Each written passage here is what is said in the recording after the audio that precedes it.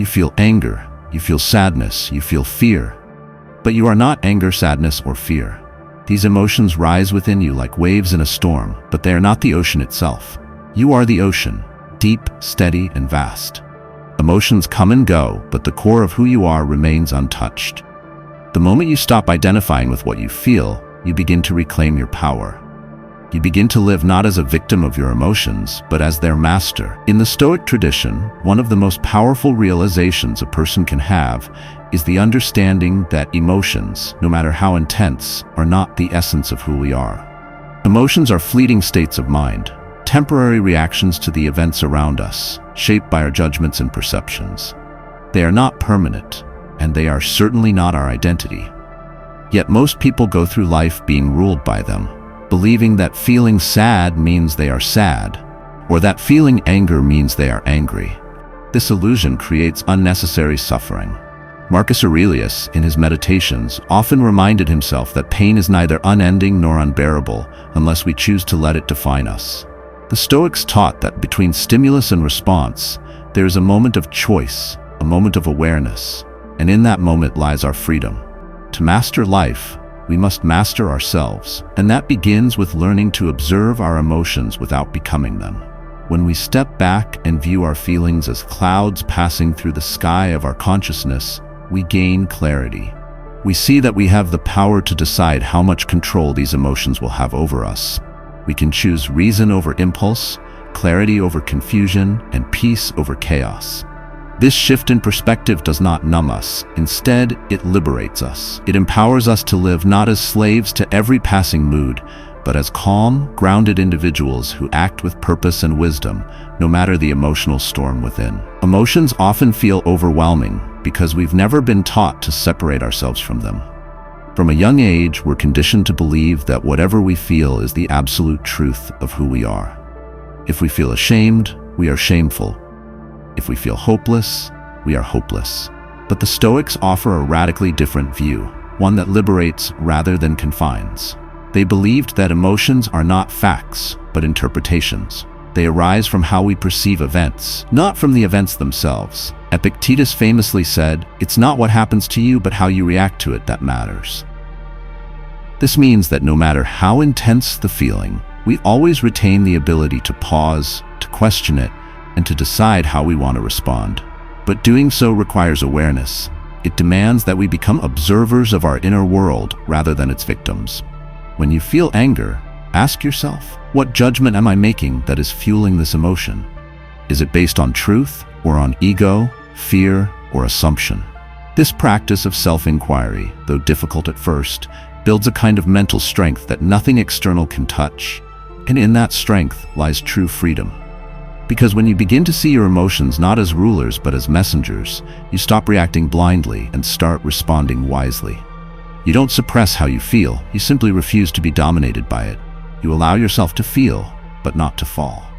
This is the heart of Stoic resilience, to fully experience life with all its ups and downs without ever letting go of your inner stability. You are not your emotions, you are the awareness behind them. And the more you remember that, the more unshakable you become. Modern life bombards us with situations that trigger emotional reactions. Stress from work, disappointment in relationships, fear of failure, anger at injustice. In these moments, our instincts often take over. We lash out, shut down, or spiral into anxiety. But here's the truth. The Stoics understood centuries ago. No external event has the power to disturb you unless you allow it to. The emotions you experience are not caused directly by people or circumstances, but by your thoughts about them. This is a profound idea that shifts responsibility inward. It means that peace, clarity, and control are not dependent on fixing the world. They are the result of mastering your mind. The Stoics didn't deny emotions. They simply refused to be enslaved by them. They practiced what today we might call emotional discipline, the ability to step back, examine what they were feeling, and trace it to its root.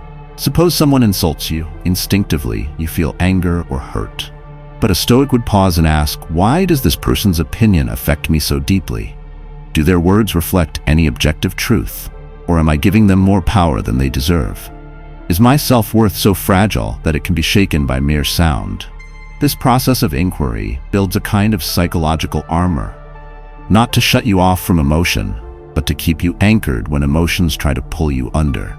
In a world driven by impulse and reaction, cultivating this inner distance gives you a rare power, the ability to remain centered amidst chaos.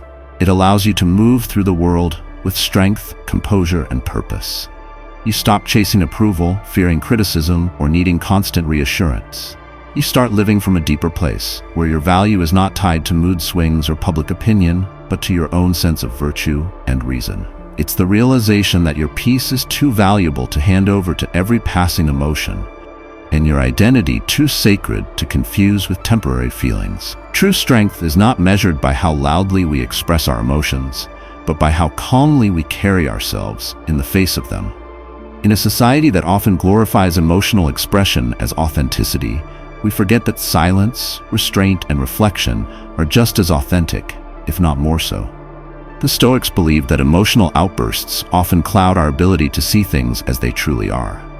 When we're overwhelmed by fear, for example, we don't just see a challenge, we see a threat. When we're caught in anger, we don't see a human being who may have made a mistake, we see an enemy.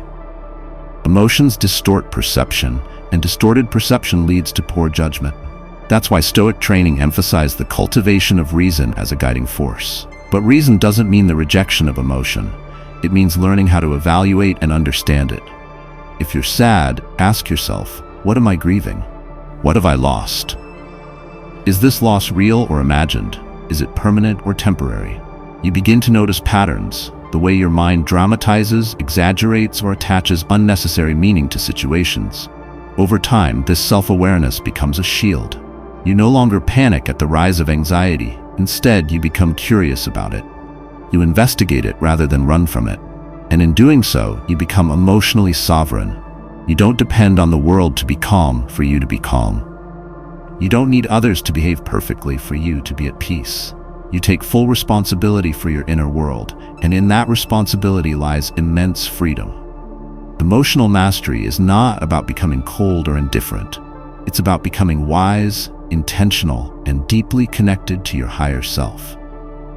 It's the path of someone who knows that emotions are visitors, not rulers. They can knock on your door, but you choose whether to let them in, and how long they stay.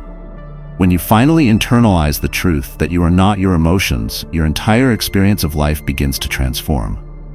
You stop seeing yourself as a victim of your moods, and instead become a quiet observer of them, curious, reflective, and in control. The emotional waves still come. You still feel anger, sadness, joy, fear, but now you recognize them for what they are, passing states, not permanent traits.